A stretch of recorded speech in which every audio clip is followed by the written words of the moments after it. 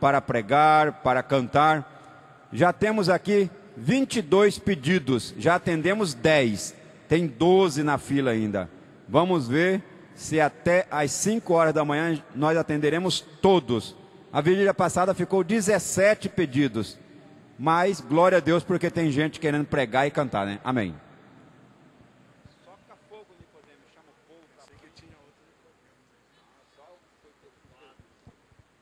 Meus queridos irmãos, a paz do Senhor. Graças a Deus pelo privilégio que Ele nos outorga nesta madrugada, em podermos estar na Sua presença, buscando a Sua face, porque este é o melhor lugar para todo cristão estar, aos pés do Senhor. Fico feliz por estar ocupando esta tribuna para vos trazer uma palavra da parte de Deus. Que Deus possa abençoar o pastor Juvanir, o superintendente da Almadecre, como também todos os demais obreiros que estão à nossa retaguarda. Os que trouxeram a Bíblia, carta do apóstolo Paulo aos Efésios, capítulo 5, e o versículo de número 18. Deus tem uma palavra para o seu coração esta madrugada. Depois estaremos lendo Atos capítulo 19. Carta do apóstolo Paulo aos Efésios capítulo 5 e o verso 18, que diz assim a palavra do Senhor: e não vos embriagueis com vinho em que há contenda, mas enchei-vos do Espírito. Eu vou repetir a leitura mais uma vez para que fique gravado em sua mente. E não vos embriagueis com o vinho em que há contenda, mas enchei-vos do Espírito. Atos dos Apóstolos, capítulo 19, estaremos lendo a partir do verso 1.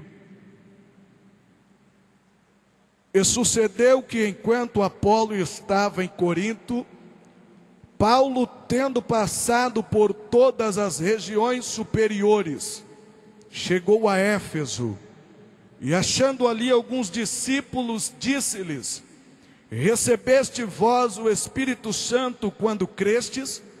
E eles disseram-lhe: nós nem ainda ouvimos que haja Espírito Santo. Perguntou-lhes então: em que sois batizados então? E eles disseram: no batismo de João. Mas Paulo disse: certamente João batizou com o batismo do arrependimento, dizendo ao povo que cresce no que após ele havia de vir, isto é, em Jesus Cristo. E os que ouviram foram batizados em nome do Senhor Jesus. Impondo-lhes Paulo as mãos, veio sobre eles o Espírito Santo, e falavam línguas e profetizavam. E eram ao todos uns 12 mancebos, uns 12 varões. Quantos podem glorificar a Deus por esta palavra? Estava ali no banco torcendo para que houvesse em nosso meio outro Nicodemos, porque até então não acreditava que era eu que estaria ministrando a palavra de Deus esta noite. Mas se esta sorte caiu sobre nós, eu quero ser sucinto naquilo que o Espírito Santo já tem colocado em meu coração, direcionado ao teu esta madrugada. O primeiro versículo em que lemos esta noite, escrevido pelo maior teólogo dentro das Escrituras Sagradas, conhecido como o apóstolo Paulo. Ele escreve esta carta dirigida, direcionada à igreja do Senhor Jesus Cristo, que estava na cidade de Éfeso. Paulo, ele escreve uma palavra de incentivo no capítulo de número 5, mais precisamente no versículo 18, o qual tomamos por base para esta pregação. Paulo incentivando os irmãos para que os mesmos fossem plenos, fossem cheios do Espírito Santo. Quando eu falo do Espírito Santo, a minha alma regozija, a minha alma se alegra, haja visto ser o Espírito Santo o promotor do maior avivamento da história. Haja visto ser o Espírito Santo o promotor do arrependimento, pelo qual alcançamos a salvação em Cristo Jesus. Porque a própria Bíblia diz que é Ele quem convence o homem do pecado, da justiça e do juízo. O mundo lá fora tem uma concepção, tem um conceito totalmente errado a respeito do Espírito Santo. O mundo lá fora pensa, analisa e chega a uma conclusão, dizendo que o Espírito Santo é apenas uma influência humana. Os testemunhas de Jeová, eles têm um conceito aonde eles dizem que o Espírito Santo é a força ativa de Deus. Tanto é que na sua Bíblia, no capítulo 1 e versículo 1 do livro de Gênesis, na Bíblia dos Testemunhas de Jeová está escrito da seguinte forma que: no princípio criou Deus os céus e a terra era sem forma e vazia, e a força ativa de Deus pairava sobre a face das águas.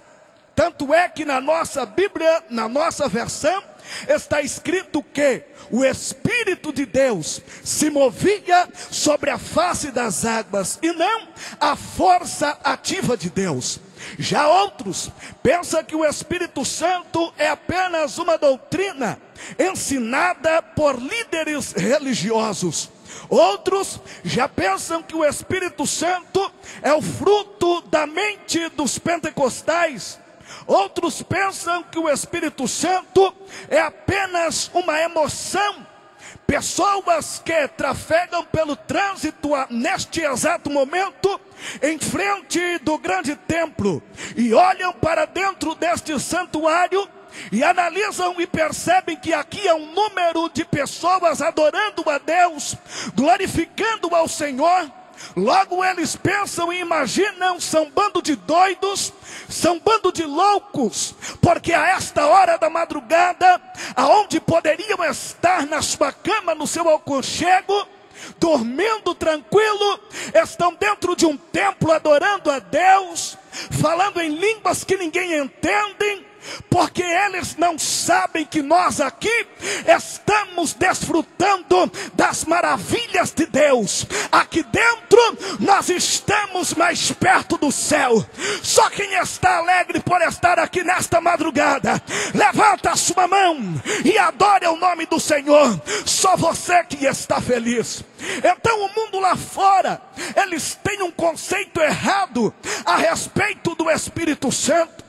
E isto não é de se admirar, porque o próprio Jesus Cristo, em um diálogo com os seus discípulos, no Evangelho de João, ele diz da seguinte forma: o mundo não conhece o Espírito Santo, mas tem um porém, vocês conhecem, porque ele estará convosco, ele habitará em vós. O Espírito Santo que eu prego esta noite, ele é a terceira pessoa da Santíssima Trindade, com os mesmos atributos do Deus Pai, com o mesmo atributo do Deus Filho. Ele, por estar incluído como terceira pessoa, isto não é símbolo de inferioridade, não, senhores. O Espírito Santo, ele possui os mesmos atributos de Deus e os mesmos atributos de Jesus. Quando Jesus Cristo, ele disse para os seus discípulos que estaria enviando outro Consolador, as palavras de Jesus direcionadas aos discípulos dizendo: eu não vos deixarei órfão, eu vou para o meu Pai. mas eis que vos envio outro Consolador, e ele estará convosco. Quando Jesus disse que enviaria outro Consolador, no original do grego, na transliteração do grego, outro Consolador significa outro da mesma espécie. Como assim, pregador? Outro com a mesma semelhança de Jesus. Se Jesus cura, é sinal que o Espírito Santo também cura. Se Jesus faz milagre, é sinal que o Espírito Santo também faz milagre. Se Jesus fala, o Espírito Santo também fala. Se Jesus ele convence, o Espírito Santo também convence. Se Jesus consola, o Espírito Santo também consola. Se Jesus tem sensibilidade, o Espírito Santo também tem sensibilidade. Se Jesus fala, é sinal que o Espírito Santo fala, e Ele está falando ao teu coração aqui esta noite, porque eu me recordo na Bíblia que a igreja de Antioquia orava, e a Bíblia diz que falou o Espírito Santo no meio deles: apartai-me a Barnabé e a Saulo para a obra que eu tenho chamado. Isto é sinal que o Espírito Santo fala, e nesta noite, nesta madrugada, Ele vai bradar ao teu coração, dizendo que Ele tem uma obra na sua vida, jovem, que Ele quer te separar para uma grande obra nesta reta final da igreja na terra. Quando eu analiso a Bíblia Sagrada no livro de Atos dos Apóstolos, no capítulo 19, foi aonde se deu início à implantação da igreja em Éfeso. A Bíblia diz que por aquela cidade já havia passado um grande homem conhecido como Apolo. Como era a cidade de Éfeso? Segundo a história, a cidade de Éfeso era conhecida como centro comercial do mundo antigo. Era uma cidade que muitos peregrinos iam até ela, porque ela vendia mercadorias, ela transportava mercadorias para as outras cidades. Era uma cidade marítima, aonde embarcações de todas as partes da terra deixavam ali os seus navios, e os seus marinheiros e os seus componentes desciam até a cidade de Éfeso, compravam as suas mercadorias e voltavam para as suas cidades. A cidade de Éfeso também era conhecida pelo suntuoso templo da deusa Diana, conhecido como uma das 7 maravilhas do mundo antigo. Segundo a história, muitas pessoas iam até a cidade de Éfeso para participar dos cultos imorais à deusa Diana. Segundo a história, depois da meia-noite, dentro daquele templo, as pessoas se embriagavam-se de vinho, elas tiravam as suas vestes e começavam a pular e a dançar, rendendo-se à deusa Diana, e eles diziam em grande voz: grande é a Diana dos Efésios. Uma grande nuvem de demônios havia se apoderado da cidade de Éfeso. Aquela cidade era dominada por feiticeiros, aquela cidade era dominada por macumbeiros, aquela cidade era totalmente entregue a todo tipo de feitiçaria e a todo tipo de superstição. Se nós andássemos pela cidade de Éfeso, era perigoso nós trombarmos com feiticeiros e macumbeiros fazendo os seus trabalhos de feitiçaria em plena luz do dia nas esquinas da cidade de Éfeso. Mas tem um porém, meus irmãos: toda esta artimanha de Satanás, ela durou na cidade de Éfeso, até que um dia um homem cheio do Espírito Santo de Deus e compromissado com esta palavra, colocou os seus pés naquela cidade, porque Paulo ele estava debaixo da promessa de Deus que está no livro de Salmos: aonde colocares a planta dos seus pés, eu te darei aquela terra, eu te darei aquele lugar por possessão. Sabe o que eu quero dizer para você, meu irmão e minha irmã? Aonde onde você coloca o teu pé, Deus ele coloca o dele e diz: aqui agora é teu, meu filho, aqui agora é teu, minha filha. Se lá na tua casa, no bairro onde você mora, predomina, ou quem comanda lá é a boca de fumo, é o macumbeiro, é o bandido que tem colocado medo nos moradores, te prepare, porque até hoje durou, porque a partir de hoje você vai sair daqui cheio do Espírito Santo. E quando você colocar o teu pé lá no bairro onde você mora, na igreja onde você congrega, Deus vai colocar o dele e vai dizer: esta terra é tua, porque eu tenho te dado por propriedade particular. Louvado seja o nome do Senhor. Quando Paulo chega na cidade de Éfeso, segundo a história, ele fica em uma certa hospedagem. Naquela noite, Paulo ele vai participar de uns cultos na igreja de Éfeso, aonde eles se reuniam dentro de uma casa. Naquela cidade já havia um pequeno grupo de discípulos deixado por Apolo. Apolo já havia passado pela cidade de Éfeso e deixado ali alguns discípulos. Paulo agora, ele sai da hospedagem onde ele estava e se dirige até aquela casa para participar daquele culto. Quando Paulo chega naquele ambiente, ele nota algo fora do normal. Ele nota que estava participando de um culto sem graça, de um culto onde não tinha mover do Espírito Santo, de um culto onde o Espírito Santo não tinha liberdade para trabalhar.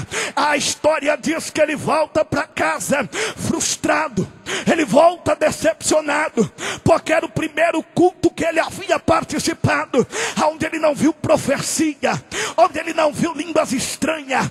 Agora você imagine comigo, irmão, um crente pentecostal, desde o alto da cabeça até a planta dos pés, como era Paulo, um homem que falava com Deus, um homem que ia até o terceiro céu e viu coisas inefáveis que os homens não é lícito de dizer, um homem que teve um encontro face a face com Jesus. Agora participar de um culto sem graça, participar de um culto monótono, irmão, é a mesma coisa de você ir dentro de uma igreja tradicionalista, aonde o Espírito Santo não tem liberdade, aonde ele não fala, aonde você não sente aquele arrepio. É um lugar onde você tem a convicção que Deus não está. A história diz que Paulo ele volta para casa frustrado, de cabeça baixa. Ele entra dentro da sua estalagem, ele entra dentro do quarto. A história diz que ele não dorme. Aquela noite Paulo ele passa a madrugada inteira orando na beira da sua cama, clamando por um avivamento para a cidade de Éfeso. Ele não pediu um avivamento apenas para a igreja que estava naquele lugar, não. Ele não pediu um avivamento apenas para os irmãos da cidade de Éfeso, não.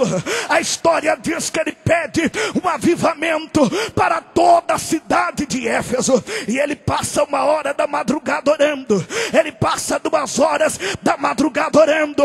Quando eu li esta história de Paulo, o meu coração se comoveu e se alegrou, porque eu comecei a me recordar dos heróis da fé, homens que perderam a sua vida, mas ganharam os céus, homens que renunciaram tudo para abraçar com Jesus e com seu Espírito Santo, homens que resolveram fazer a diferença. A exemplo de Charles Finney e John Wesley, os homens que revolucionaram a Inglaterra. Quando eu vi Paulo orando em favor de Éfeso, eu lembrei deles orando para que Deus trouxesse um grande avivamento para a Inglaterra. Eu me lembrei de Moody, quando orava por um grande avivamento para a cidade de Chicago, nos Estados Unidos. Eu também me recordei de William Seymour. Você já deve ter ouvido falar deste homem chamado William Seymour, o grande evangelista da Rua Azusa, que estava na cidade de Los Angeles. William Seymour, ele viveu em um tempo em que os Estados Unidos estava vivendo debaixo da segregação. O que é isto, pregador? Os pretos, os negros, eles não se comunicavam com os brancos não se comunicavam com os negros. Uns não iam na casa dos outros. William Seymour